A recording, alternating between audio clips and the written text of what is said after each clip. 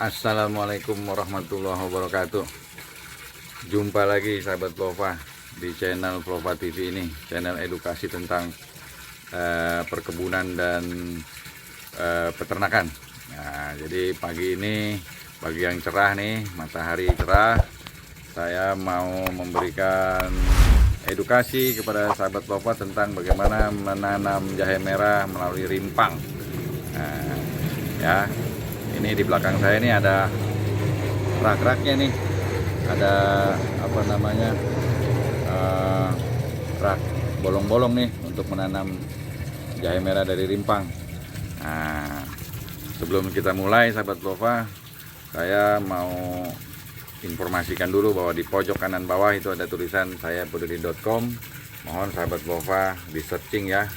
Nah, itu adalah yayasan sosial yang saya buat bersama sahabat-sahabat saya untuk membantu saudara-saudara kita yang berkebutuhan, baik berkebutuhan khusus, fakir miskin, yatim piatu, semua kita bantu sahabat Plova. Mudah-mudahan dengan bantuan sahabat Plova juga yang ikut bergabung atau ikut menjadi donatur bisa meringankan beban mereka. Nah, sedekah itu baik, sedekah itu sehat, sedekah itu bahagia. Oke sahabat Plova, kita mulai aja video saya tentang bagaimana cara menanam jahe merah melalui rimpang. Dan ini saya akan berikan contoh rimpang yang sudah ditanam selama baru umur 5 harian kira-kira ya. Oke sahabat Plova, kita mulai aja video saya. Selamat menyaksikan, dan semoga sahabat Plova selalu dalam keadaan sehat. Nah, oke sahabat Plova, kita mulai ya. Ini ditumpuk dua nih sahabat Plova nih. Jadi kan rak ini tinggi nih sahabat Plova, kalau sahabat Plova bisa lihat.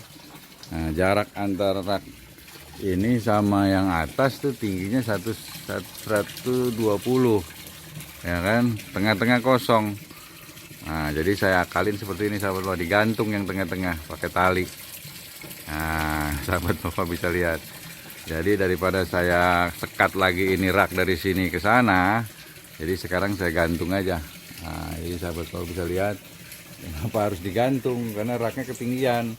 Sementara yang di pohon ini kan cuman setinggi paling 1 jengkal lah ya, 1 jengkal dia sudah kita pindahkan di ladang atau di karung gitu sahabat Plova. Jadi ini saya gantung tuh di atas tuh, menggantung dia. Tuh sahabat Plova. Oke sahabat Plova, nanti kita saksikan lagi yang lain. Ini lumayan nih, sudah ada tumbuh. Ini yang di ini juga udah numbuh nih tuh.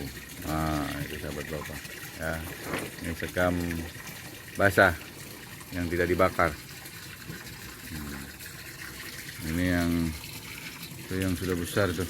Nah, tuh sahabat Plova bisa dilihat, jadi numbuhnya tidak rata ya. Oke,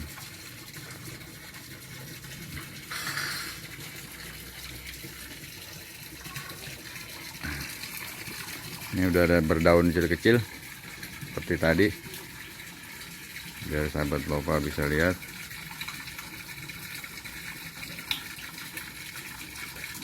Oke, nah ini sahabat Plova nih, pagi ini saya lagi ngecek bibit yang saya tanam dari rimpang. Nah, ini udah ada yang numbuh nih. Setiap keranjang ya, satu keranjang tuh isinya ada yang 20, ada yang 30, tergantung besar bibitnya sahabat Plova. Nah, ini udah ada yang numbuh nih, baru 4 hari 5 hari nih sudah banyak yang numbuh sahabat Plova dari bibit jahe merah yang saya tanam lewat rimpang. Nah, ini sahabat Plova bisa lihat.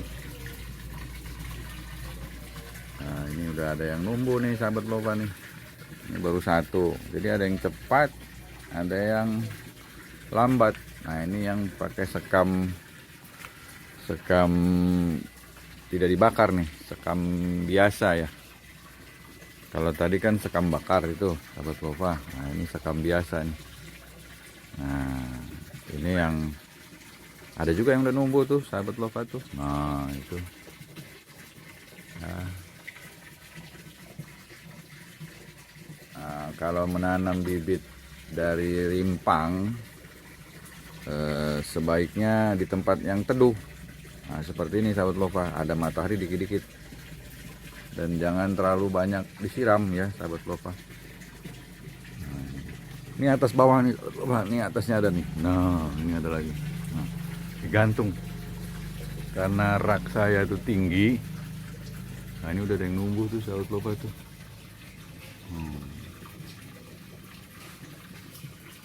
Nah ini bibit yang saya tanam dari rimpang. Nah itu ada yang, jadi numbuhnya nggak bareng ya sahabat lova, bisa lihat. Nah ini sahabat lova tuh ada yang udah numbuh. Oke. Nah sahabat lova bisa lihat, nah itu udah ada yang numbuh.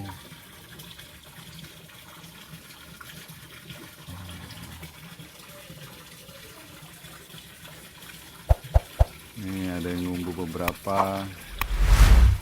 Nanti kita lihat faktor kegagalannya sahabat lova. Faktor kegagalannya apakah banyak?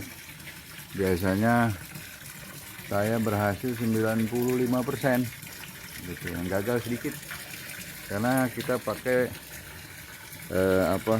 mengikuti aturannya bahwa bibit dari rimpang ini harus dari rimpang yang sudah cukup umur, minimal umurnya 1 tahun. Kemudian cara memotongnya seperti di video-video saya terdahulu, memotongnya jangan terlalu kecil juga jangan terlalu besar, karena ini di bawah ada lagi sahabat lova nih. Kalau terlalu kecil nanti dia nggak ada, bukan nggak numbuh, tapi titik tumbuhnya sedikit tuh. Lagi sahabat lova. Oh ini udah numbuh bareng nih tuh, banyak sahabat lova tuh numbuhnya ya. Di bawah tuh ada yang belum numbuh, ada yang numbuhnya cepat ya, tergantung rimpangnya. Kedua tadi kan rimpang yang dijadikan bibit, rimpang yang cukup umur.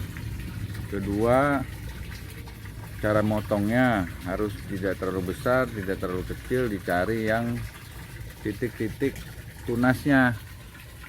Nah, baru kita potong-potong seperti video saya yang terdahulu itu. Yang ketiga, menggunakan sekam atau media tanam ini jangan terlalu basah, gitu, yang gembur ya, seperti sekam ini murni sekam, ya kan? Ya sekamnya direndam dulu sahabat lova, ini baru keluar nih. Nah itu baru keluar tuh, sekamnya direndam dulu di air. Jadi kalau sekam bakar itu kena air itu sulit gitu, jadi direndam dulu, dikucak-kucak supaya dia menyerap air. Setelah menyerap air baru dijadikan media tanam untuk pembibitan. Nah kemudian metode penyiramannya ya kita pegang aja dulu seperti ini sahabat lova, kita pegang nih. Nah ini saya pegang, oh masih basah, udah tidak usah kita kasih air. Nah terkadang kan kita nih kebiasaan nih kalau nggak basah tuh kesannya ini nggak numbuh. Wah ini numbuh tuh baru dari bawah. Tuh, jangan sahabat lova, jadi harus kita pegang, oh masih basah, ya sudah, jangan ditambah air. Walaupun seminggu masih basah, nggak usah ditambah air. Nah ini juga nih kan sekam kering. Nah, sekam kering nih saya atasnya aja sahabat lova, bawahnya sekam basah. Setengah dari wadah ini sekam basah, atasnya sekam kering gitu. Kemarin saya kehabisan ini sekam bakar, kehabisan sekam bakar ini, jadi di atasnya sekam basah, di bawah sekam bakar nih ya. Nah ini udah mulai numbuh tuh, kalau bisa lihat tuh kecil. Oh, ini ada lagi. Oh, ada lagi sahabat lova tuh. Tuh, kelihatan. Ya, jadi jangan sering-sering disiram, dipegang aja. Dipegang. Bagaimana kalau kehujanan ya? Kalau kehujanan alami lah. Gitu. Karena beda air hujan dengan air disiram tuh beda. Ya. Nah, ini sahabat lova. Udah lihat ya bagaimana saya melakukan pembibitan jahe merah dari rimpangnya. Nah, itu banyak sekali tuh sahabat lova. Ya. Pembibitan jahe merah dari rimpang. Ini umur 1,5 bulan sudah bisa dipindahkan ke ladang. Jadi beda dengan yang dari batang dipecah, itu perlu juga semai karena akarnya akan luka, kita potong kan, sehingga harus disemai lagi. Nah, ini yang dari bibit semai, bibit jahe merah dari rimpang yang dipecah-pecah.